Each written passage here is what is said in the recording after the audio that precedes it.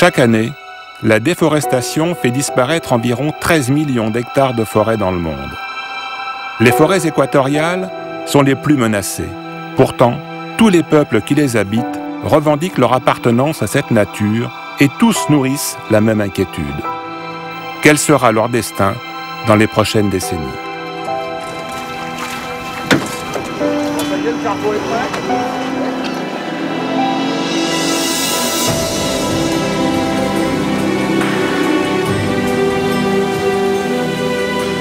La forêt guyanaise est la forêt équatoriale parmi les moins dégradées et les moins fragmentées du monde.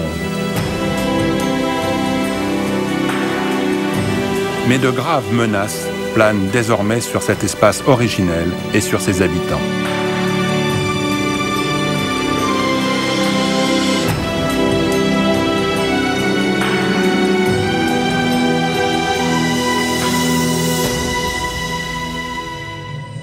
Grand comme le Portugal, ce département français, situé en Amérique du Sud, presque sous l'équateur, porte un nom amérindien, Guyane, terre d'eau abondante en arawak. Le parc amazonien de Guyane occupe la moitié sud de ce département. Il s'agit du plus grand parc national de France et de l'Union européenne.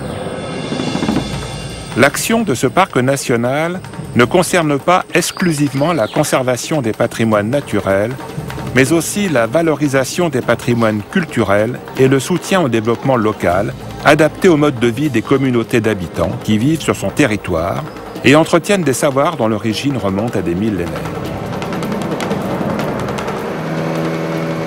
La pirogue est sans aucun doute le moyen de transport le mieux adapté pour pénétrer en forêt profonde. Les fleuves sont des chemins d'eau quelquefois un peu chaotiques, mais ils permettent d'entrer dans la forêt par la grande porte et d'atteindre les habitants les plus éloignés du littoral.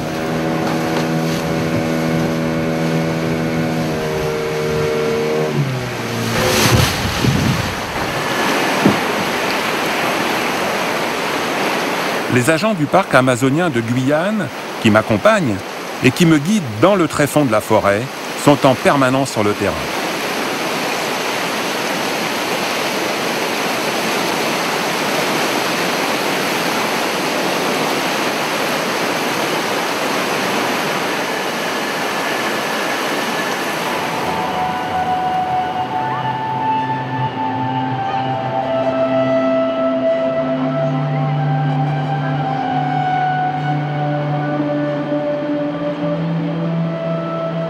Depuis petit, nos parents nous apprennent à pouvoir utiliser cette forêt-là, de pouvoir s'en servir. Après, c'est au fur et à mesure qu'on a cette connaissance de la forêt. Ça devient instinct, on va dire, après. En tant qu'Amérindiens, on fait partie de cette nature. On utilise la forêt pour pouvoir faire des choses, mais je pense que la forêt aussi a besoin de nous comme nous, on a besoin d'eux.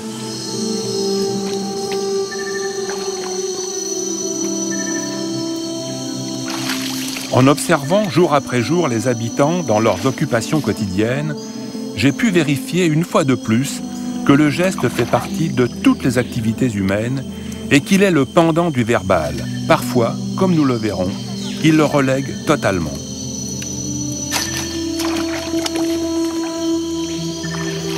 Ces potières en quête d'argile ont parcouru 2 kilomètres depuis le village. Elles savent où se trouvent les ressources dont elles ont besoin et elles témoignent d'un savoir-faire rajeuni de génération en génération.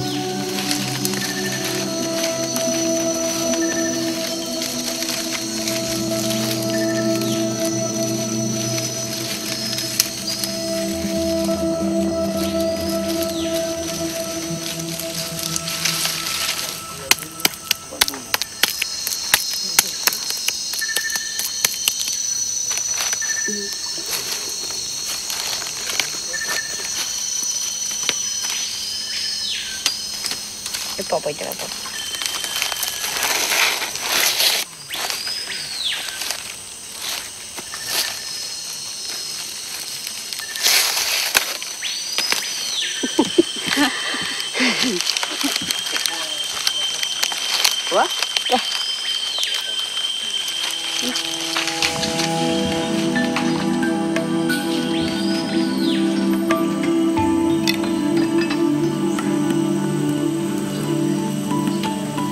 C'est par le geste, encore une fois, que se transmet la connaissance. Elles reproduisent, comme le font tous les habitants, dans les moindres détails, les gestes qui ont aujourd'hui valeur d'archive.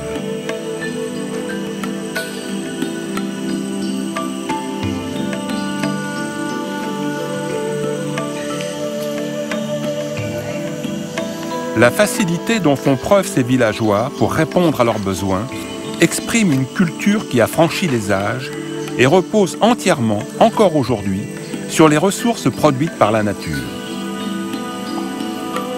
Ces peuples ne survivent pas à l'intérieur de cette immense forêt, ils continuent de l'habiter, car depuis des milliers d'années, rien n'a changé ou presque. Mais pour combien de temps ?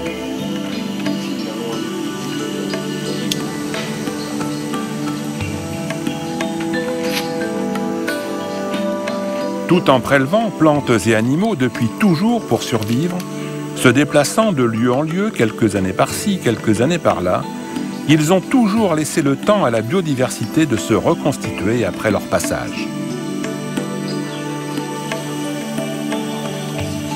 Ce qui distingue ces populations de leurs ancêtres, c'est qu'elles se sont sédentarisées.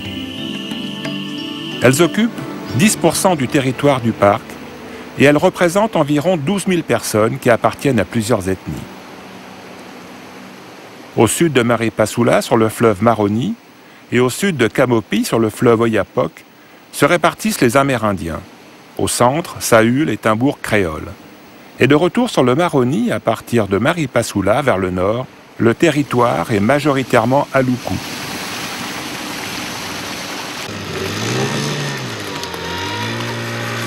Le terme Aloukou regroupe les ethnies déplacées d'Afrique de l'Ouest vers la Guyane hollandaise. Il s'agit d'esclaves en cavale, donc de noirs marrons, qui ont combattu pour recouvrer leur liberté. Sur la rive française du Maroni, ils ont élaboré une culture originale dont les principes reposent sur leurs origines africaines. Les populations amérindiennes, que ce soit les Wayampi, les Wayana ou les Téko, c'était avant tout des populations forestières, donc qui vivaient dans la forêt et non pas sur le bord des fleuves.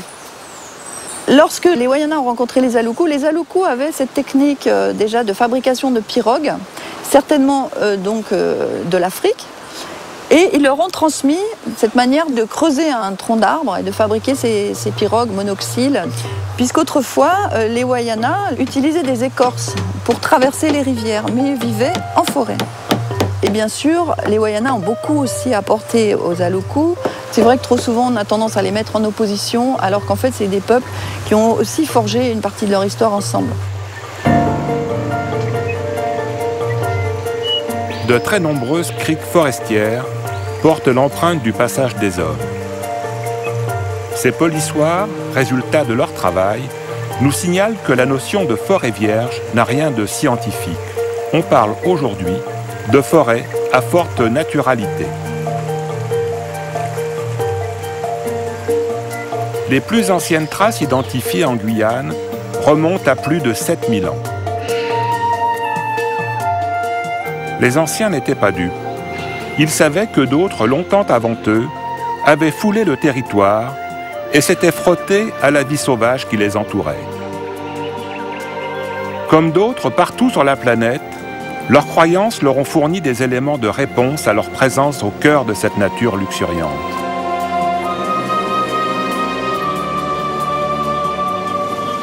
James est éco. Il fait partie des équipes du parc amazonien de Guyane.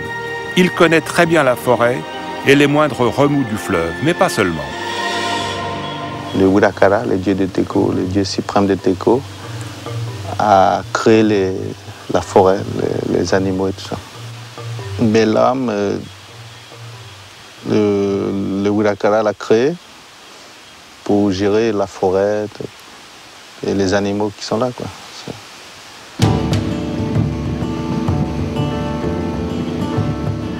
Un peu moins d'une centaine de personnes travaillent pour le parc amazonien de Guyane. Pour l'essentiel, il s'agit d'agents recrutés parmi les populations qui se sont fixées sur l'Oyapock, le Maroni et dans la partie centrale du territoire, à Saül. Tous ont une parfaite connaissance de la forêt et du fleuve. Ce sont des guides remarquables. des interprètes indispensables et des communicateurs.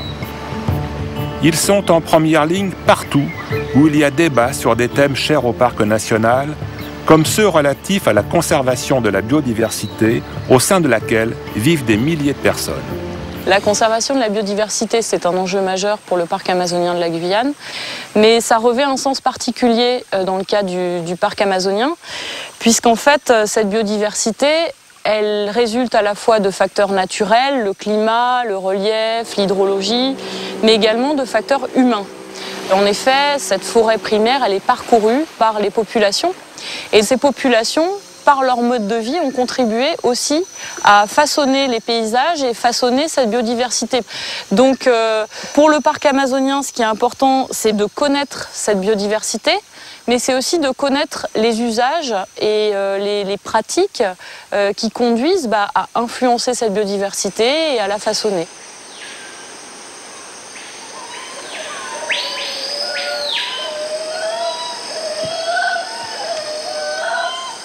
On est loin d'imaginer les combats que se livrent les êtres vivants qui composent cette forêt et la complexité du tissage qui les relie pour le meilleur et pour le pire.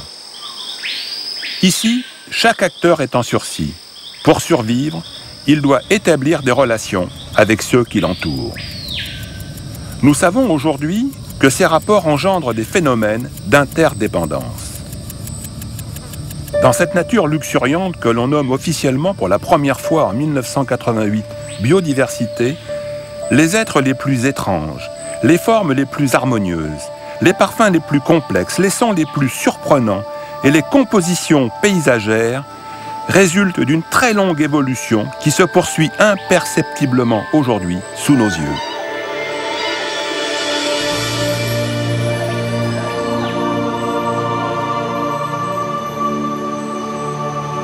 Quand on survole la forêt amazonienne, on a l'impression d'une uniformité complète. Les gens ont même un mot pour ça, ils appellent ça des brocolis.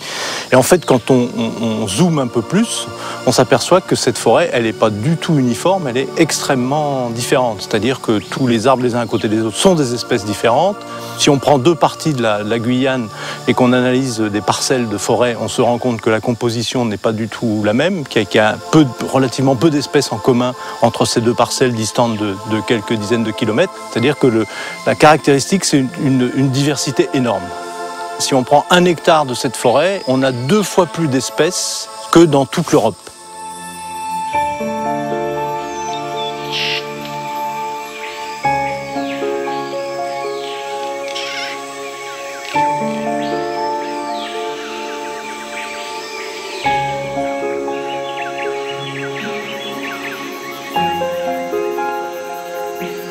Comme nous le savons, la biodiversité ne dure pas en tant que telle. Ce qui doit durer impérativement, c'est la capacité du vivant à faire naître la nouveauté en faisant émerger de nouvelles espèces et de nouvelles relations positives entre les êtres animés dont nous faisons partie.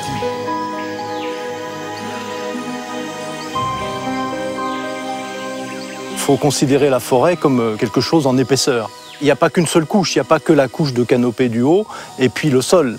Il y a des tas de couches intermédiaires qui font que tout l'espace est occupé d'abord par les plantes, bien évidemment, et puis évidemment par les bestioles qui vivent sur ces plantes. Quel est le moteur de tout cela?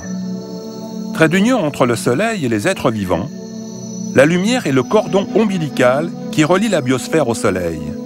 C'est elle qui véhicule l'énergie indispensable aux plantes et aux animaux. Sachant que l'épaisseur de la canopée permet seulement à 1% de la lumière de toucher la litière, cela explique l'intensité de la compétition que se livrent dans l'ombre du sous-bois les végétaux pour conquérir leur place au soleil afin de réaliser leur photosynthèse. Cela démontre également l'énorme capacité qu'ont les êtres vivants pour expérimenter des adaptations et des compromis pour survivre et pour se reproduire. En voici un exemple révélateur. Dans son habit de lumière, le coq de roche-mâle passe le plus clair de son temps à parader. C'est pourquoi, pour séduire une femelle, il recherche un site favorable, situé sous la canopée. Cet endroit doit recevoir suffisamment de lumière au sol pour permettre la réflexion qui fera ressortir les couleurs vives de son plumage.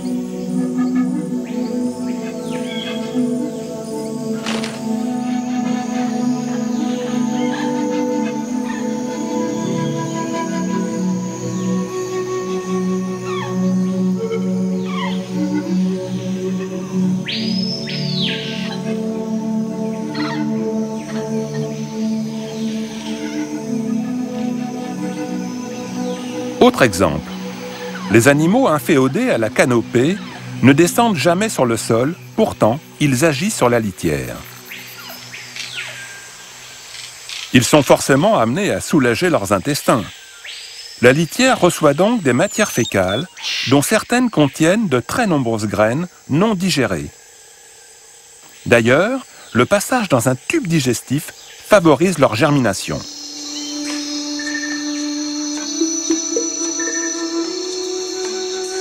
C'est là que les bousiers entrent en action. Ils jouent un rôle très important dans la forêt. En enterrant leurs pelotes ou en recyclant les excréments par leur digestion, ils favorisent la germination des graines qu'ils enfouissent et ils accélèrent la formation d'engrais naturels.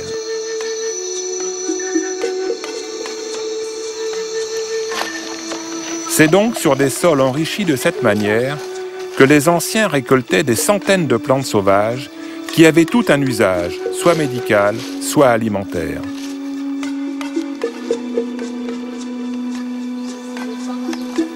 Ils connaissaient les végétaux à la perfection. Et bien avant la naissance de l'agriculture, ils avaient remarqué que lorsqu'une graine est semée, une plante pousse. Le jour où les plantes vivrières sauvages, comme le manioc amer, sont devenues plus rares, ils ont naturellement choisi de les cultiver. Or, ils avaient également remarqué que l'ombre n'était pas favorable aux végétaux. C'est pourquoi ils ont fabriqué des puits de lumière et inventé la culture sur brûlis. Ce que mon père m'a dit, il m'a dit que pour faire un abattis, tu veux sentir qu'un arbre vit. Avant de faire l'abattage des grands arbres, il faut aller très très tôt dans la forêt. Là, tu cries très fort et tu tapes sur l'arbre. Et là, il y a, tous les arbres secouent et il y a la rosée qui tombe. Mais ça veut dire que les arbres ont eu peur. D'un côté, ça t'encourage de couper, d'abattre, parce qu'au moins, tu es rentré en communication avec eux. Que tu vas les tuer et que ça permettra aussi à toi de vivre. C'est ce côté-là qui est intéressant, cette relation avec la forêt.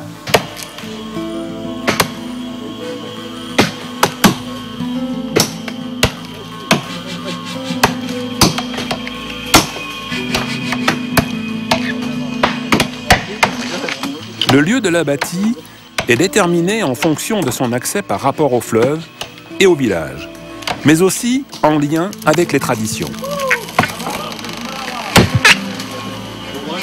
L'abattage des arbres est un travail collectif et solidaire, réservé aux hommes.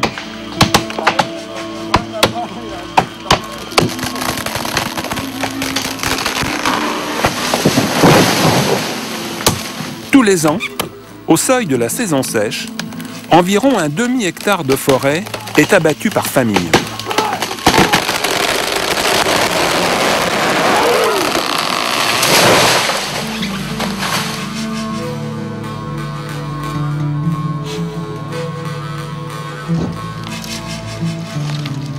Dès le début de la saison sèche, le feu est mis aux branches et progressivement, l'espace est dégagé.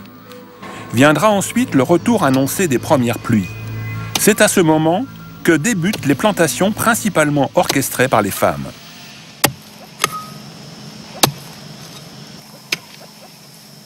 Ces gestes sont observés et enregistrés par les enfants, qui suivent les parents dans leurs tâches quotidiennes. Sans rien dire pour certains, l'apprentissage commence. Pour les autres, il se poursuit.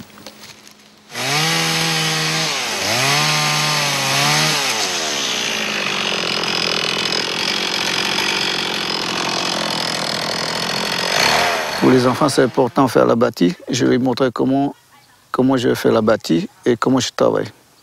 Et après, quand il sera grand, puis peut-être il va faire tout seul. Pour la chasse, pareil, pour aller à la pêche, je vais lui apprendre comment on pêche, comment on chasse. Et puis lui, comme lui, il aime bien aller pêcher, tout ça.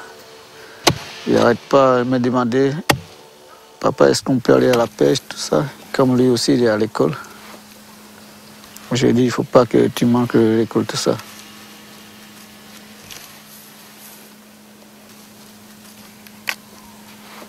Les enfants partagent désormais leur temps entre l'école de la nature et l'école de Jules Ferry.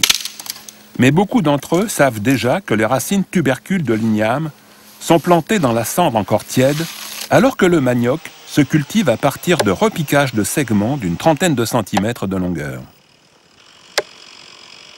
Ils savent aussi que l'abatis produit des piments, des bananes, des ananas et de la canne à sucre. Les enfants de Sébastien et de Sandrine apprendront également que la durée de vie d'un abatis est d'environ 3 ans. Car il ne faut pas davantage de temps pour épuiser les ressources du sol.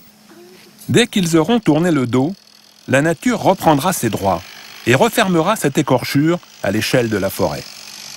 Cette agriculture itinérante sur Brûlis, on l'incrimine souvent d'avoir détruit la forêt. Or, il n'en est rien. La preuve en est, c'est que ces populations amazoniennes ont toujours vécu dans le milieu amazonien et que la forêt amazonienne se portait très bien. Dans la mesure, effectivement, où ce sont des peuples qui se déplaçaient régulièrement, qui changeaient de lieu à la fois de pêche, de chasse, mais aussi d'agriculture sur Brûlis. C'était un vrai équilibre avec la nature. Mais actuellement, on peut dire que l'agriculture sur Brûlis reste toujours l'agriculture qui est le mieux adaptée à son environnement. Et quand même, il faut souligner que c'est une agriculture totalement biologique. La culture sur abatis est biologique, au point que les fourmis manioc, que d'autres nomment les fourmis champignonistes, viennent parfois y faire leur marché. Ces insectes bien nommés pratiquent la culture d'un champignon, qui est leur principale nourriture. Pour se rendre sur le lieu de la récolte, les ouvrières suivent une piste chimique déposée par les éclaireuses. Cette piste, parfois, désigne un abatis. Tout commence par la récolte de fleurs ou de feuilles minutieusement découpées, puis transportées jusque dans le fond d'un nid souterrain. Ces fragments sont incorporés à un compost sur lequel se développe sous bonne garde le fameux champignon. Dans la forêt, les fourmis manioc sont très utiles. Leur activité brasse une telle quantité de matière organique qu'elle enrichit le sol très pauvre, contrairement aux idées reçues. Quelques siècles en arrière, les anciens n'étaient pas préoccupés par les fourmis manioc, puisqu'ils tiraient leur nourriture directement dans la forêt. Ils recherchaient le manioc amer, qu'ils savaient vénéneux. Ils le savaient si bien qu'ils lui faisaient subir, avant de le consommer, les traitements nécessaires pour éliminer les substances toxiques. Aujourd'hui, bien que le manioc soit désormais cultivé, étape par étape, les femmes reproduisent les gestes qui permettront de le détoxiquer. Pour effectuer ce travail, elles utilisent des tamis et des couleuvres réalisés en arroumant, végétal primordial pour la vannerie. Le tamis sert à laver les râpures de manioc. La couleuvre, une fois gavée et étirée, permet d'expurger le jus toxique. Il suffit ensuite de répandre sur la platine la farine, qui deviendra une galette de manioc, la cassave.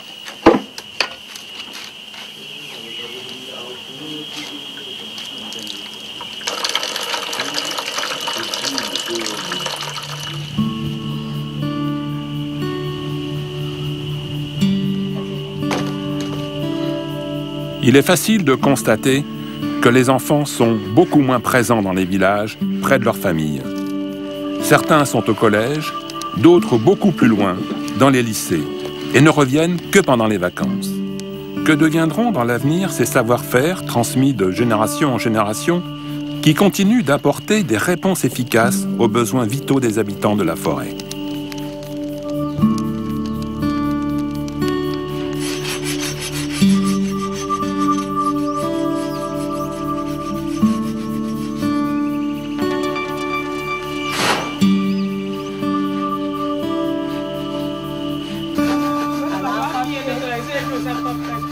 Chez les Aloukou, la farine de manioc cuit sur une platine dont le bord est relevé.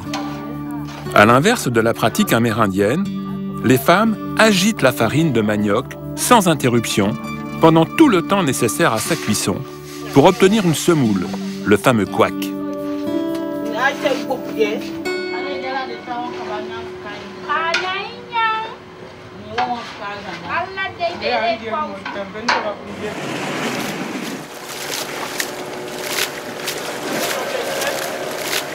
Pendant que dans les villages, la vie s'écoule au rythme des travaux quotidiens, dans cette forêt immense que certains comparent à un estomac, il faut éviter d'attirer l'attention des prédateurs.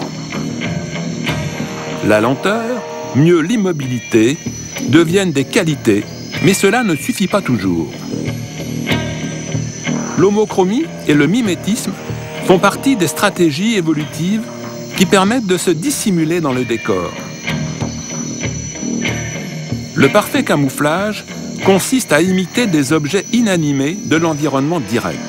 Par exemple, une écorce, un sol, une feuille, une brindille, et surtout de ne plus bouger, car le moindre mouvement pourrait déclencher l'attaque d'un prédateur. Un autre moyen consiste à signaler sa toxicité, comme le fait le dendrobate, en envoyant des flashs de couleur jaune.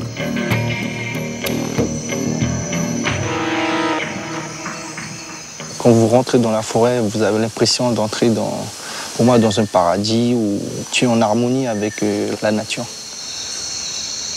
Ici, on respecte un arbre. C'est-à-dire, par exemple, un fromager, chez nous, c'est très respecté. On ne les coupe pas, on ne les touche pas. On va dire que c'est un arbre ensorcelé. On va dire. Donc, c'est l'arbre que les gens respectent.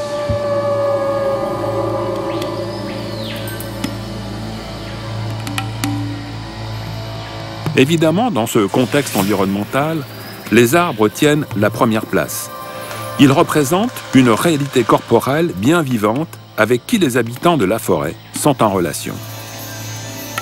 Au-delà de leur usage, on peut les toucher, les sentir et même les ressentir. Quand on entre dans la forêt, on entre dans un espace de communication. Même les arbres communiquent entre eux.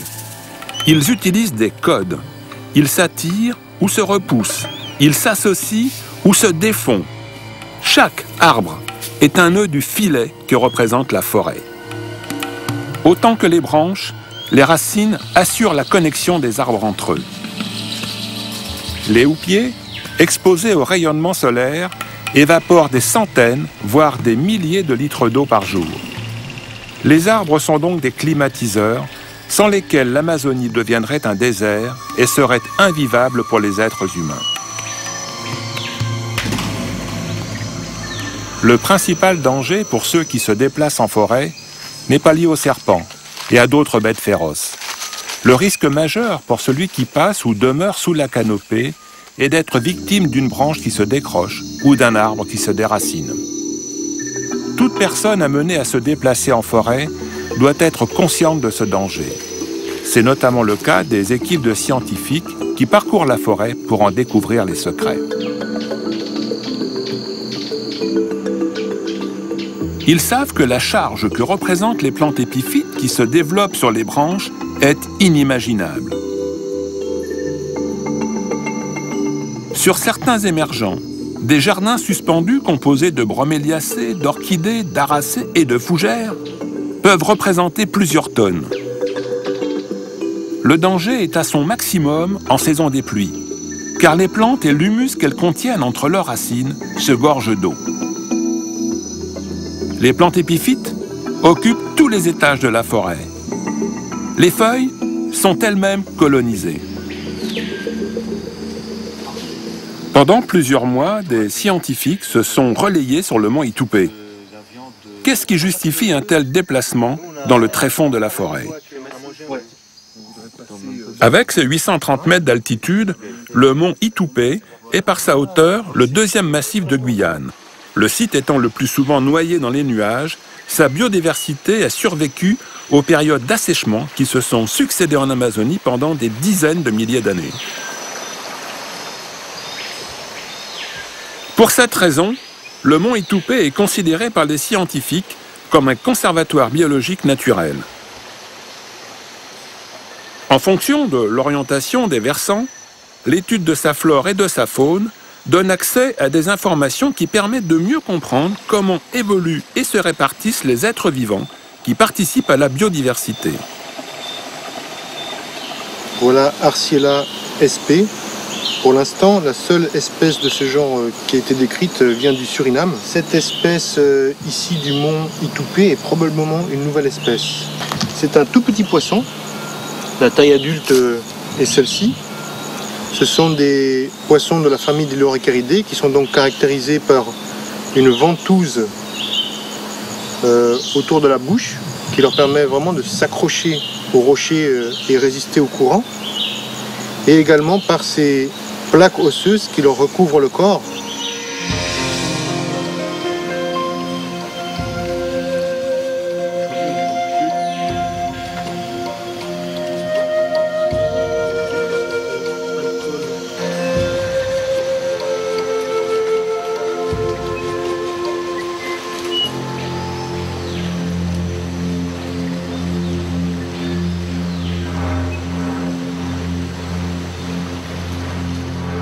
Les polypores sont les champignons les plus repérables dans le sous-bois.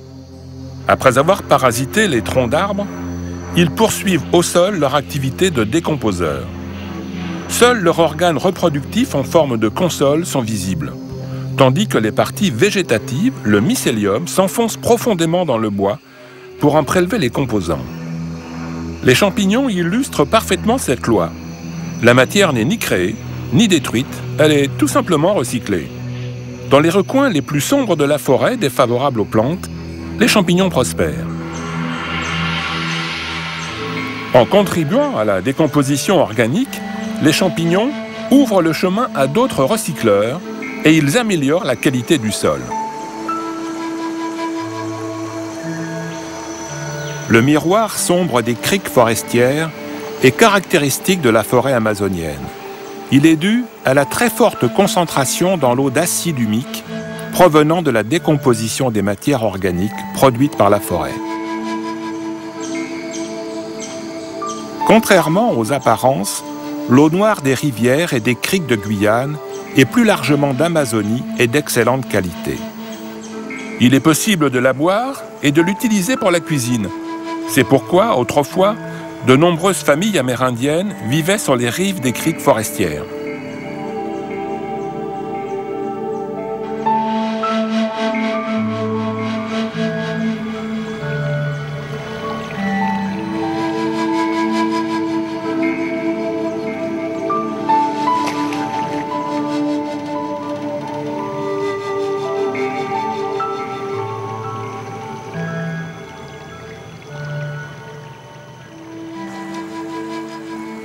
Aujourd'hui, les Amérindiens et les Bushinengue ne pêchent plus comme avant.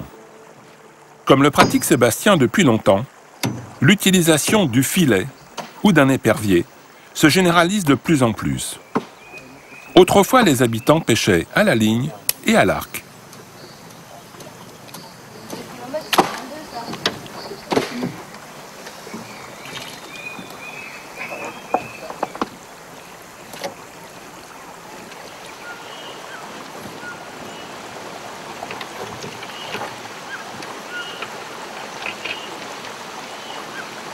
Il y a de plus en plus de gens qui vont pêcher, il y a beaucoup plus de techniques de pêche, de filets, tout ça qui est mis. On appauvrit aussi la rivière. Et il n'y a pas que nous, il y a aussi les commerçants, les pêcheurs professionnels brésiliens aussi qui viennent pêcher pour aller vendre à Saint-Georges, à Oiapoque, tout ça. Il en va de même pour la chasse. Là aussi, la concurrence est rude. De temps en temps, je vais chasser, que je pars un jour ou 2 jours pour aller chasser parce qu'ici, il n'y a pas beaucoup de gibier autour de Carbet. Il faut que j'aille chasser un peu plus loin. Il y en a pas mal de gibier là-haut. La chasse et la pêche sont plus que des traditions. Elles sont pour les habitants un apport de protéines indispensable. Or, ces pratiques sont aujourd'hui menacées. Pourquoi? La sédentarisation, le regroupement des habitants dans des bourgs et l'augmentation de la population sont à l'origine d'une surchasse de proximité. S'ajoutent à cela les ravages engendrés par les chasseurs brésiliens qui alimentent les sites d'orpaillage clandestins.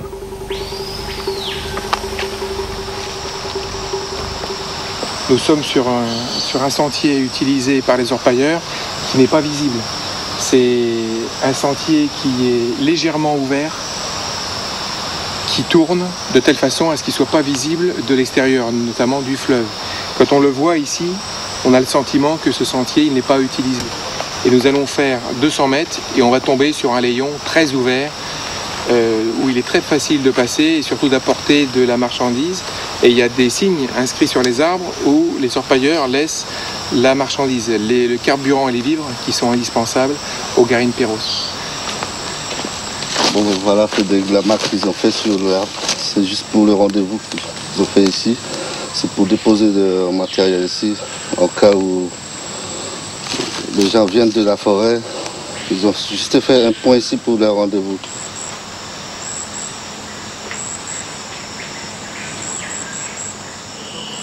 Cette année, la chasse est difficile.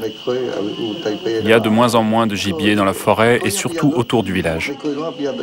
Car nous sommes de plus en plus nombreux et nous chassons tous. Mais le problème aujourd'hui, ce sont les Brésiliens qui viennent chasser et pêcher jusqu'au village. Ils ont des fusils et des pièges. Ils remontent le fleuve pour chasser. Ils vendent ensuite le gibier aux orpailleurs qui travaillent beaucoup plus bas. La situation devient de plus en plus grave.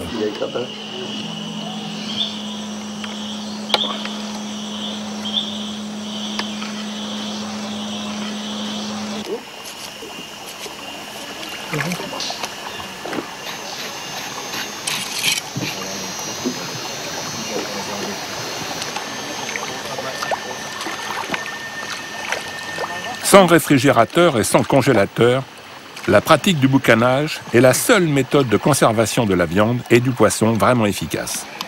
Faut-il encore savoir fabriquer le boucan? Sur place, les matériaux ne manquent pas. Mais mieux vaut savoir reconnaître les bois qui résistent au feu et ne produisent pas des effets toxiques par leur fumée ou par leur sécrétion. Utilisé dans toute l'Amazonie, le boucanage a pour objet de débarrasser les aliments de leur eau, qui est la principale cause de leur dégradation. Pour vivre et se développer dans la chair, les micro-organismes ont besoin d'eau. Le but de l'opération est donc de les priver de cet élément essentiel. Ainsi préparés, les aliments peuvent se conserver pendant 1 ou 2 semaines.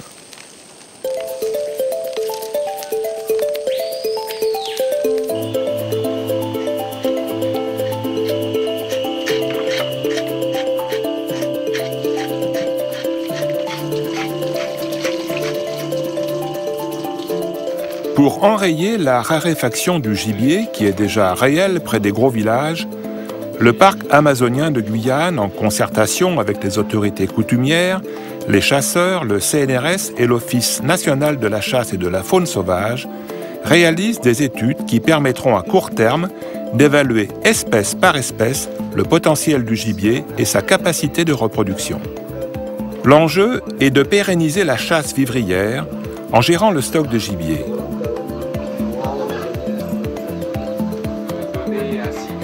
Les réglementations nationales et internationales interviennent dans le débat. Certaines espèces sont chassables, mais non commercialisables, comme le tapir, et d'autres sont tout simplement interdites à la chasse, alors qu'elles participent à des rites ancestraux. Avec les Amérindiens, nous sommes d'accord pour une réglementation de la chasse et de la pêche. Nous le faisons déjà entre nous depuis longtemps. Le problème, ce n'est pas les habitants, mais ceux qui vendent le gibier et les orpailleurs clandestins qui chassent énormément. Et puis, il y a nos traditions que nous voulons conserver. Par exemple, le kuata, qui est une espèce interdite à la chasse. Il participe à des rites funéraires qui, pour nous, sont très importants. Nous devons continuer de le chasser. Ce sont les Brésiliens qui tuent beaucoup de kuata. J'espère que nous trouverons une solution.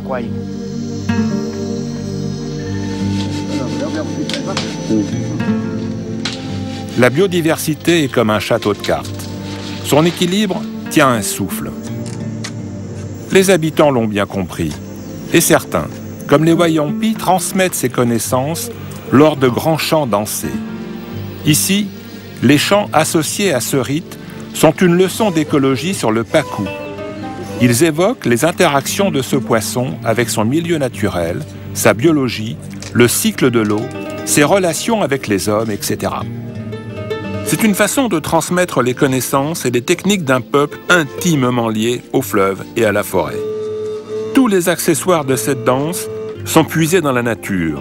On peut y découvrir des plumes provenant d'espèces protégées sur le plan mondial.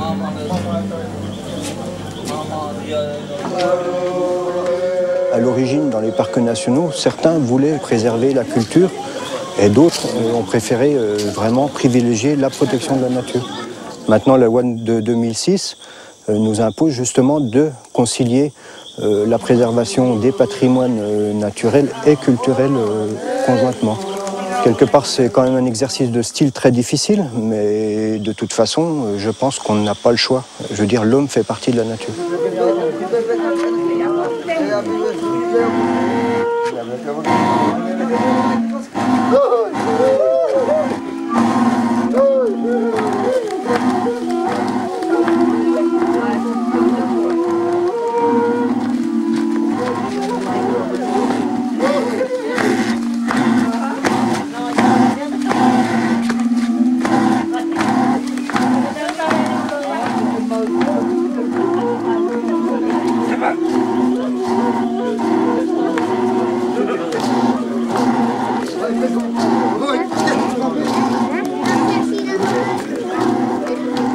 Ailleurs dans la forêt, se déroulent d'autres spectacles désastreux, ceux-là, pour le cadre de vie des habitants.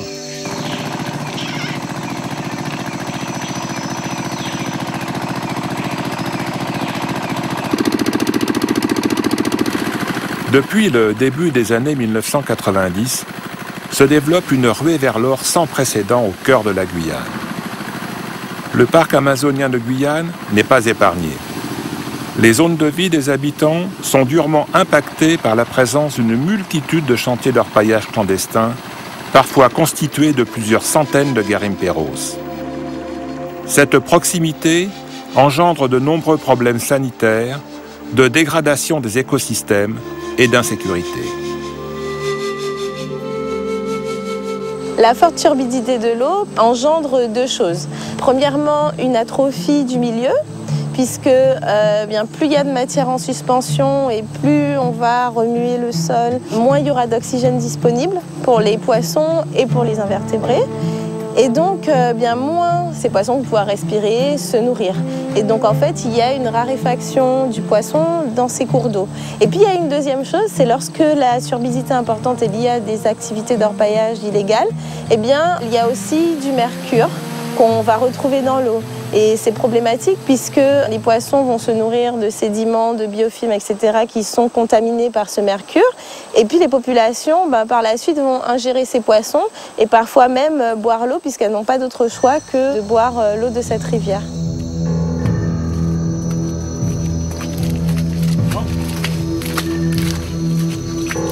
Il y a bien entendu des actions de lutte contre ce fléau et le parc amazonien, avec ses agents qui sont des habitants de ces territoires, permet d'apporter l'information, le renseignement aux forces en charge de la lutte pour justement aider, informer en permanence où se déplacent les garimperos, où les nouveaux sites sont ouverts, etc. Donc ça, c'est une action importante. L'orpaillage clandestin est devenu le problème majeur du parc amazonien de Guyane. Les missions Harpie, qui regroupent les forces de gendarmerie et les forces armées de Guyane, sont de plus en plus incisives, mais elles ne parviennent pas à faire reculer l'ambition des garimperos qui considèrent la Guyane comme un nouvel Eldorado. Les garimperos, alertés par le bruit des hélicoptères, ont quitté la place, emportant avec eux le maximum de matériel, alors que d'autres sont piégés dans le fond des galeries. L'orpaillage clandestin met en œuvre des techniques d'extraction artisanale dont la principale énergie est l'être humain. Certains orpailleurs travaillent jusqu'à l'épuisement. Sur les chantiers, l'insécurité est telle que nombreux sont ceux qui décident d'abandonner le campement en catimini.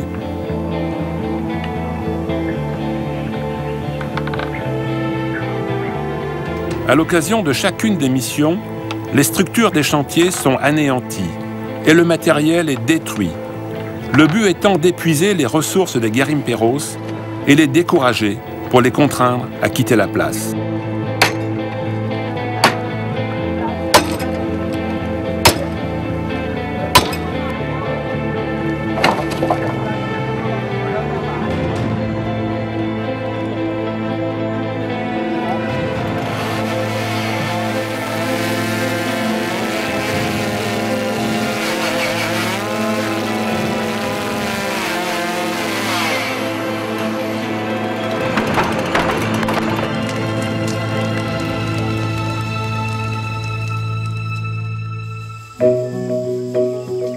L'orpaillage clandestin contre lequel une énergie collective se dresse en Guyane ne doit pas être l'arbre qui cache la forêt. La forêt guyanaise est l'une des forêts les mieux préservées du monde. Sa biodiversité et sa nature préservée attisent la curiosité. C'est pourquoi le parc national, en accord avec les acteurs de terrain et les habitants, contribue à l'aménagement de plusieurs sentiers de randonnée au cœur de son territoire, sur la commune de Saül.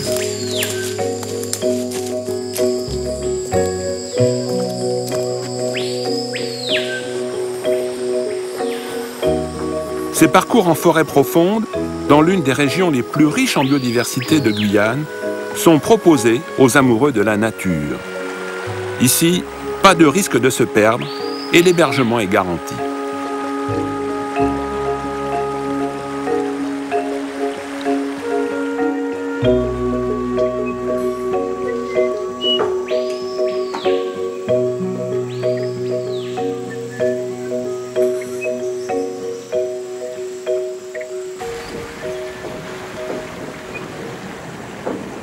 Loin des sentiers de randonnée de Saül, le village d'Antekoum-Pata, sur le Haut-Maroni, a été créé par Antekoum, que l'on connaît sous le nom d'André Cogna. André vit avec les Wayana depuis 1961 et il est toujours le fervent médiateur des problèmes que connaissent les populations amérindiennes. Un enfant qui naît, il grandit, et puis il apprend au contact de sa famille. Et après, lorsqu'il est devenu homme, il était et il est encore capable, pour combien de temps, je ne sais pas encore, capable de tout prendre sur la rivière et la forêt, sur son environnement. On peut faire une maison parce qu'on a appris à reconnaître les bois pour faire des poteaux, les bois pour faire la charpente, les feuilles pour faire la toiture, des lianes pour remplacer les clous. Et cet apprentissage actuellement est en voie de disparition, tout simplement parce qu'il y a une grande partie de l'apprentissage, c'est un apprentissage scolaire. Ça se fait au détriment forcément de la vie traditionnelle. Les langues parlées sur le territoire du parc n'ont pas, semble-t-il, de mots correspondant au concept de l'art tel que nous l'exprimons dans les sociétés occidentales, ce qui ne signifie pas que l'art soit exclu de leur culture. J'ai cherché à comprendre le vrai sens de l'art aimé. Parce que quand j'ai appris à peindre et qu'on me parlait de couleurs, je me suis dit, mais l'art aimé, mon père, il a tout le temps sculpté en fait. Moi, j'ai connu en sculpture. Donc à la base, ça ne peut pas être de la couleur. Donc j'ai dû côtoyer beaucoup de personnes pour l'apprendre. C'est surtout un outil pour parler, quoi. Puis, comme on dit chez nous, on apprend en regardant les autres faire. Encore et encore.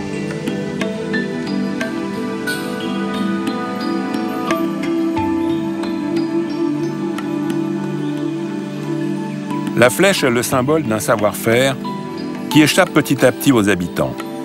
Elle est certainement l'objet qui exprime le mieux la complexité des relations entre l'homme et la nature et du temps qu'il faut consacrer à l'apprentissage. Pour réaliser ces flèches de chasse et de pêche, il ne faut pas moins d'une quinzaine de matériaux différents, tous sélectionnés et prélevés dans la nature.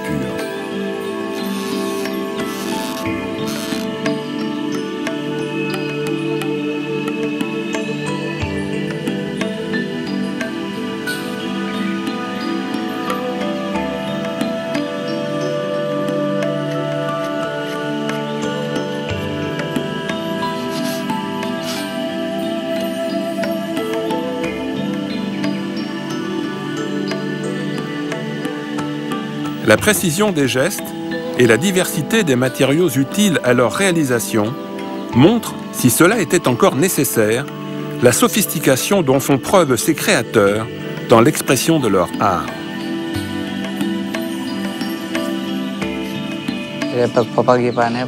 Il faut faire très attention lorsqu'on choisit les plumes pour la flèche, car si elles ne correspondent pas aux oiseaux de la forêt, la flèche peut se retourner contre nous. Comment j'ai appris à fabriquer des flèches et de la vannerie? En regardant mon père et mes oncles, et en essayant plusieurs fois dans mon coin. C'était toujours comme ça. C'est beaucoup plus difficile aujourd'hui pour les enfants.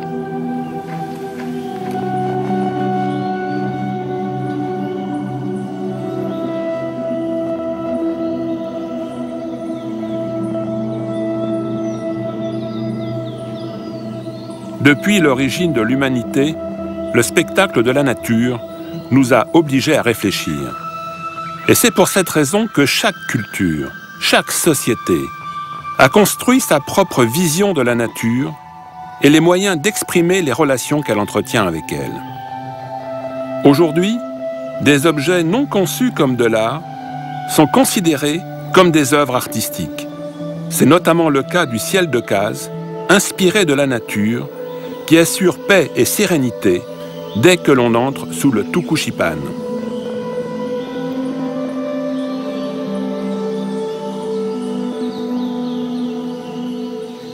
Après tout cela, quel est l'enjeu pour le parc amazonien de Guyane? L'enjeu final, c'est bien, au-delà de la simple conservation de la biodiversité, c'est bien de préserver les interactions entre l'homme et la nature. Ces interactions qui, quelque part, ont contribué pendant des milliers d'années à préserver cette biodiversité et à façonner ces paysages, voire même à être le support des richesses culturelles aussi et plus largement des modes de vie des populations.